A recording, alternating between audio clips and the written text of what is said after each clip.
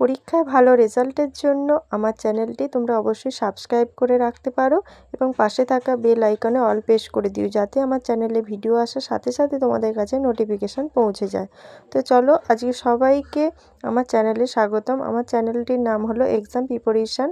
তো আজ এখানে ক্লাস 3 বাংলা বিষয়ের নমুনা প্রশ্নপত্র উত্তর সহ আলোচনা করা হবে। ফুল মার্কস থাকবে 10। ফার্স্ট সাবমিট ইভ্যালুয়েশন অর্থাৎ প্রথম পর্যায়ক্রমিক মূল্যায়ন। চলো, প্রশ্ন এবং উত্তর মোবাইলের স্ক্রিনে দেয়া থাকবে, তোমরা লক্ষ্য করো।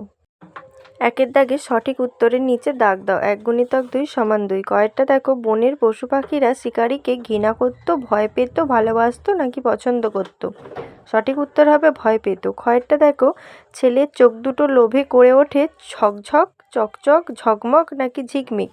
সঠিক উত্তর হবে চকচক। এরপরে দেখো 2 দাগের প্রশ্ন, শূন্যস্থানে সঠিক শব্দ বসিয়ে পংক্তিটি সম্পূর্ণ করো। 1 × 2 = 2।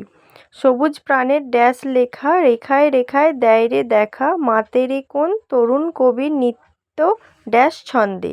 তাহলে উত্তর হবে সবুজ প্রাণের প্রথম শূন্যস্থানে হবে গানের লেখা, আর শেষে দেখো মাতেরে কোন তরুণ কবি নিত্য ড্যাশ ছন্দে, নিত্য দোদুল ছন্দে।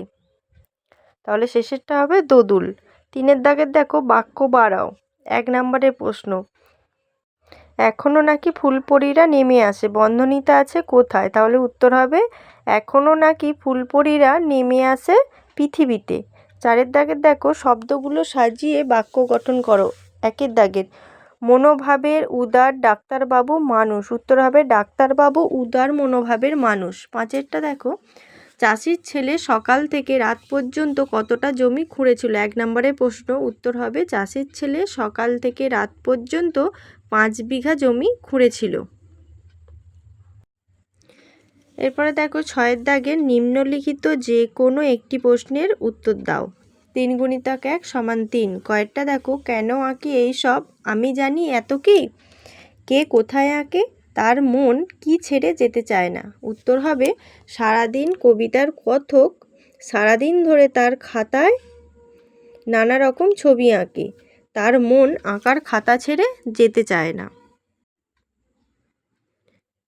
এরপরে দেখো ক্ষয়েরটা, আপনি ব্যাগটি নিয়ে বিপদে পড়েছিলেন, তাই একটু সাহায্য করলাম। কে ব্যাগ নিয়ে বিপদে পড়েছিলেন? তাকে যিনি সাহায্য করেছিলেন তার আসল নাম কি? উত্তর হবে ডাক্তারবাবু ব্যাগ নিয়ে বিপদে পড়েছিলেন। ডাক্তারবাবুকে যিনি সাহায্য করেছিলেন তার আসল নাম হলো ঈশ্বরচন্দ্র শর্মা।